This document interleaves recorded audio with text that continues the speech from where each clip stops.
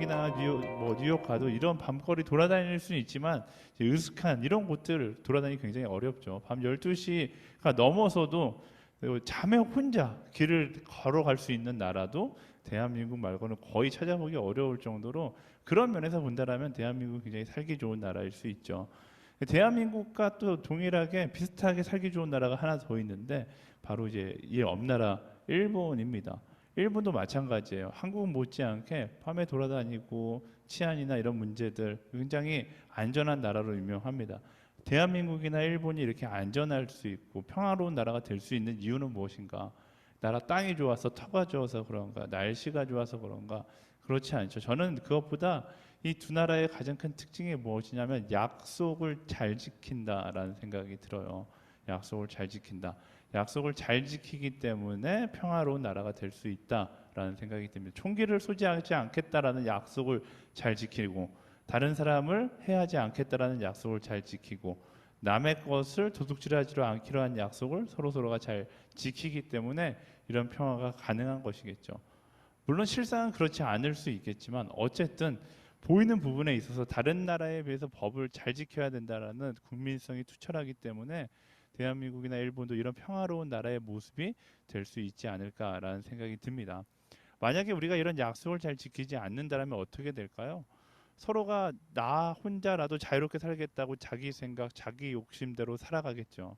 그렇게 자기 생각, 자기 욕심대로 살아가는 순간 세상은 무법지대, 혼돈 그 자체가 될 것입니다.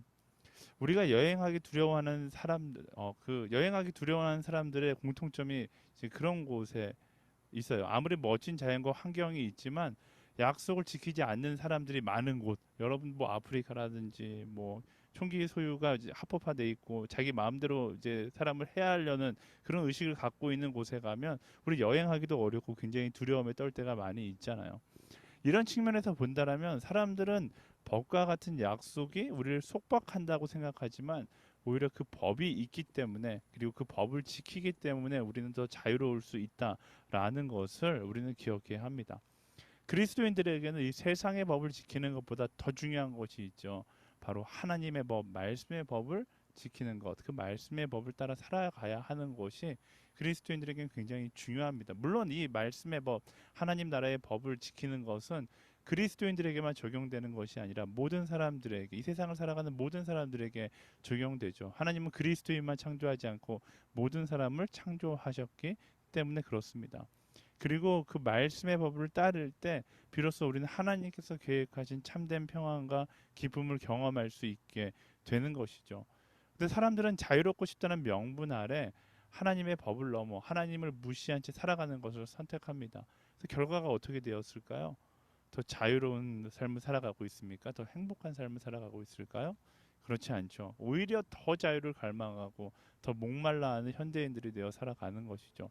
하와가 처음에 선악과를 따먹으면 더 큰 자유와 더 큰 즐거움이 있을 거라고 생각했는데 따먹었을 때 그 결과가 정반대잖아요. 우리는 이런 시대의 모습을 보고서 결심할 수 있고 깨달을 수 있어야 합니다. 우리가 약속을 벗어나서 나의 생각을 따라 살아가는 것이 아니라 오히려 하나님의 약속 안으로 돌아갈 수 있어야 하는 것이죠. 에스라서가 바로 그것을 이야기하고 있는 것입니다.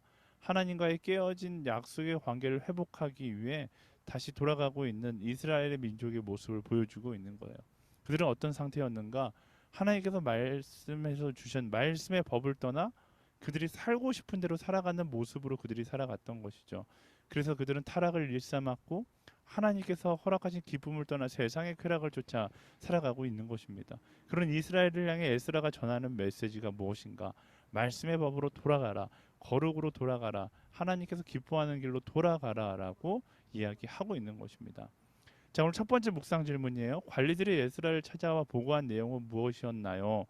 네, 이스라엘 백성들이 스스로 구별하지 않고 이방인들과 결혼하여 가증스러운 관습들을 따르고 이 일의 지도자들과 관리들이 앞장섰다라고 이야기합니다.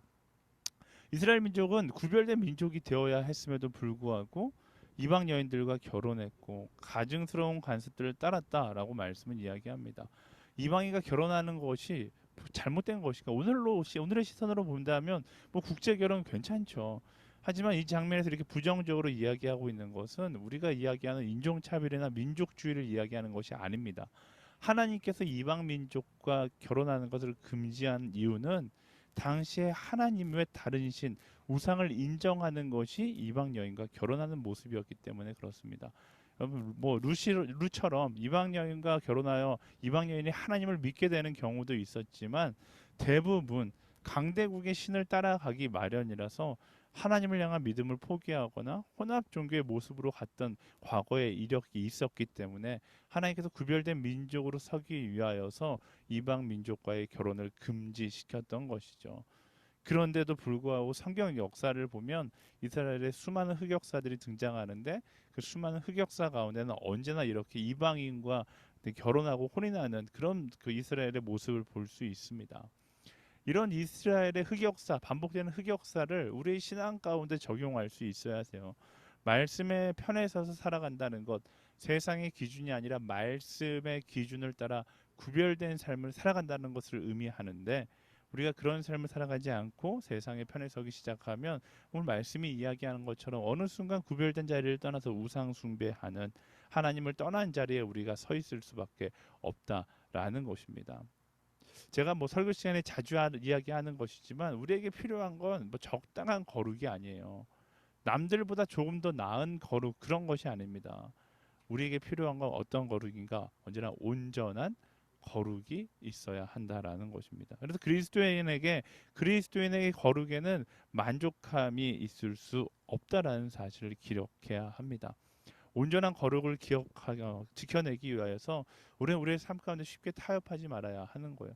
누구나 한 번의 거룩을 저버리는 사람은 없습니다. 항상 그렇듯이 조금씩 조금씩 타협하다 보면 어느 순간 우르르 무너져 버린 내 안의 거룩을 발견하게 되는 것이죠.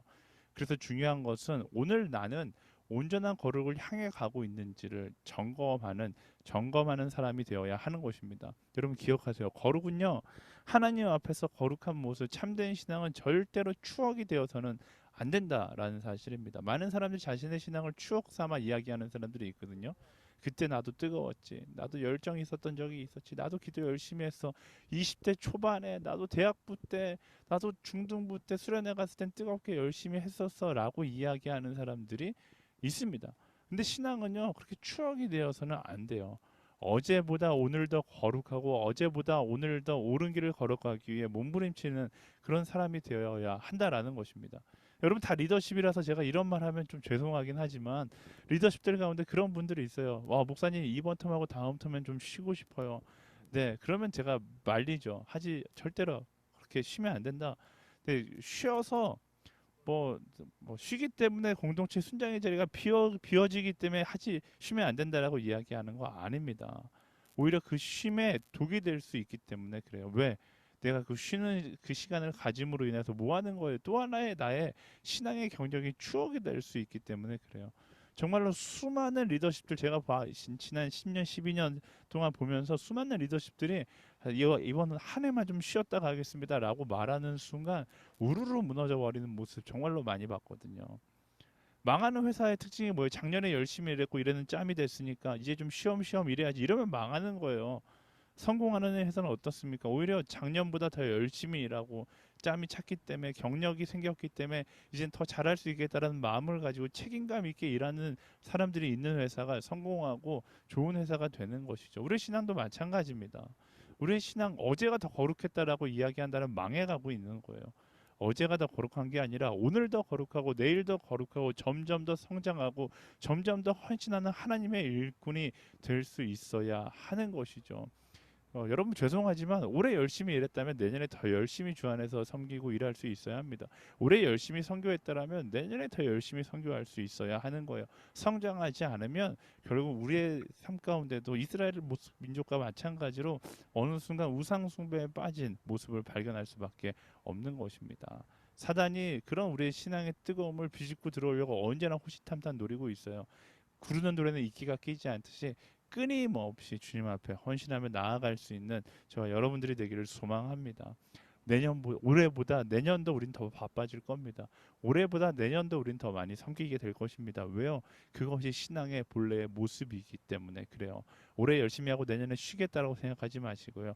내년에 더 열심히, 내년에는 더 어떻게 열심히 할 수 있을까? 더 어떻게 하나님을 더 사랑할 수 있을까를 함께 고민할 수 있는 그런 모두가 되기를 축복합니다. 그런 의미에서 네, 이번 주에 제가 참 기뻤던 거는 저희 어, 바이블 아카데미, 네, 바이블 아카데미가 네, CDC가 몇 명이죠? 160명인가요?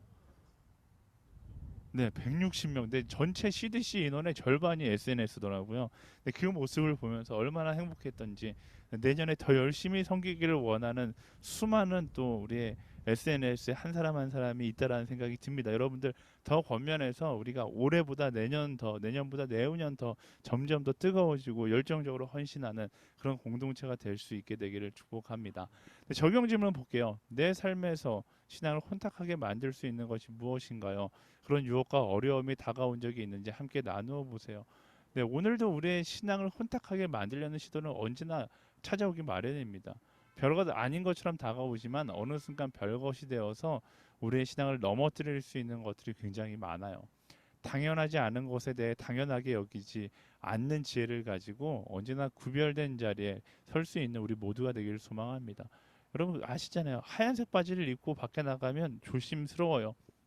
근데 하얀색 바지가 어느 순간부터 더러워지기 시작하면 어느 순간부터는 자유로워진 것처럼 생각하지만 자유로워진 게 아니라 더러워진 거잖아요. 마찬가지예요. 언제나 거룩한 한 사람이 되어서 내 삶 가운데 사단이 기뻐하는 요소들이 들어올 때 그것을 튕겨낼 수 있는 그런 한 사람 한 사람이 되어야 하는 것입니다. 그런 정결함을 갖지 못하게 만드는 여러분 삶 가운데 애매모호한 유혹들과 시험은 무엇이 있는지를 구체적으로 한번 생각해 보면 좋을 것 같아요. 이거 너무 추상적으로 생각하지 말고요.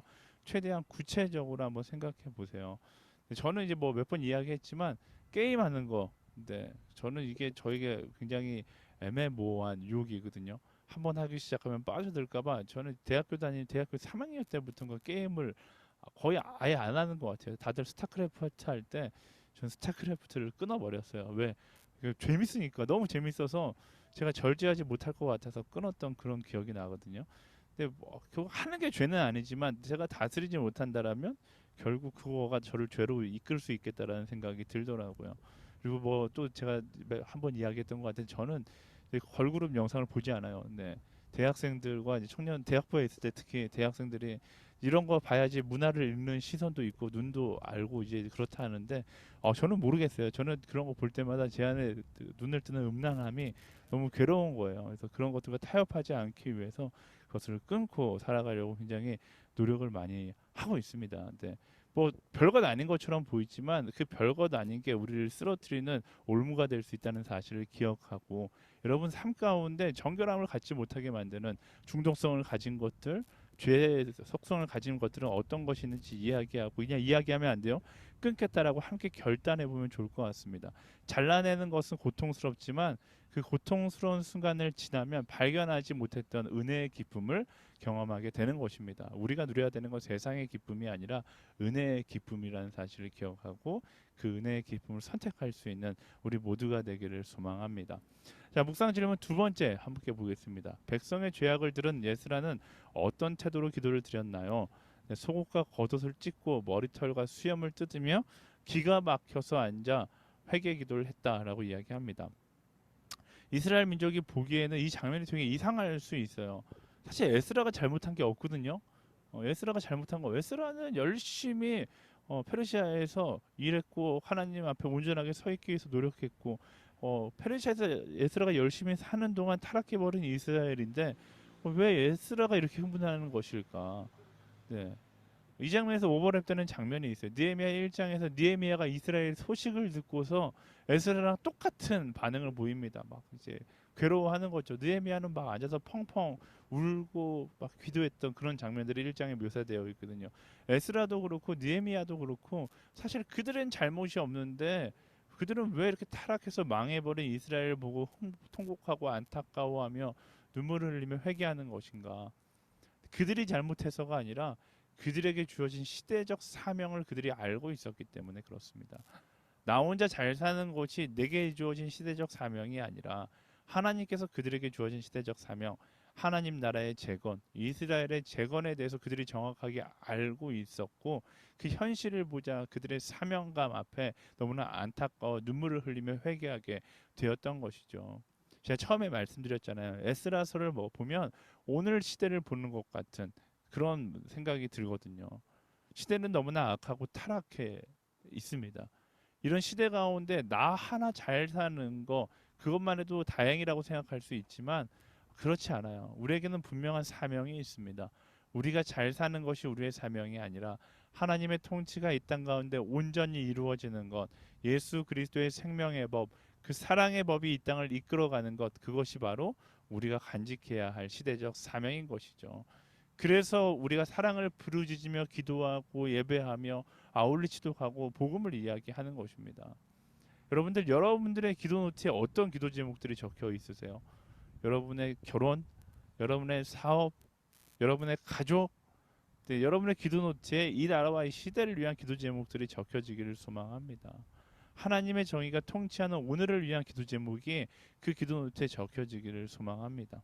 이 시대를 바라보는 느헤미야의 눈으로 에스라의 눈으로 함께 이 시대를 위하여 통곡하며 울며 기도할 수 있어야 하는 것이죠. 우리에게 거룩한 책임감이 있어야 하는 것입니다.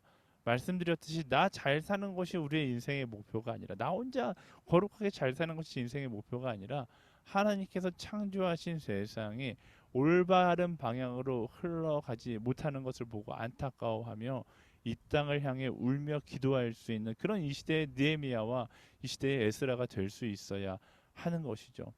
설교 때 제가 이야기했잖아요. 세상 가운데 비판하는 사람 너무나 많아요. 그런데 이 시대가 변하지 않는 것은 비판은 많지만 이 땅을 위해서 이 시대를 위해서 한 사람을 위해서 눈물 흘리는 사람은 너무나 적기 때문에 그렇습니다.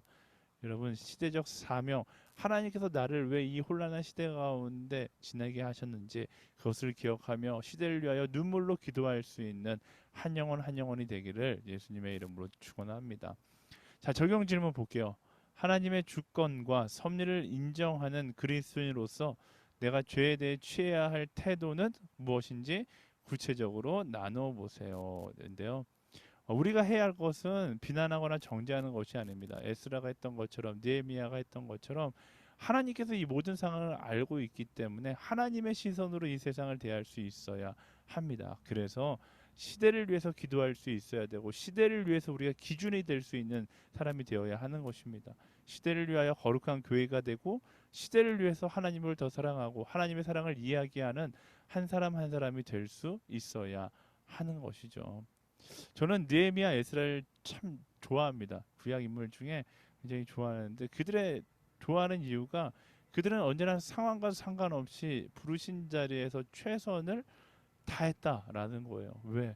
그것이 하나님의 사명이라는 사실을 기억했고 그래서 부르신 자에도 최선을 다하니까 어떻습니까? 페르시아에 있을 때도 인정받는 사람이었고 그리고 리더가 되어 이스라엘로 돌아왔을 때 변함없이 최선을 다하는 사람이었어요. 상황 때문에 그들의 최선을 굴복하거나 상황 때문에 그들의 거룩을 굴복하는 사람이 아니었다라는 것입니다. 예레미야와 에스라를 보면서 우리가 기억해야 되는 거 언제나 자신의 중심을 지키고 최선을 다하는 사람을 통해 하나님의 역사는 써내려 간다라는 사실을 기억해야 하는 것이죠. 여러분의 삶의 자리에서 에스라를 기억하면서 최선을 다하고 나의 중심을 지키며 그로 인하여 세상을 변화시켜 나아가는 하나님의 나라를 회복시켜 나갈 수 있는 우리 모두가 되기를 예수님의 이름으로 축원합니다. 아멘.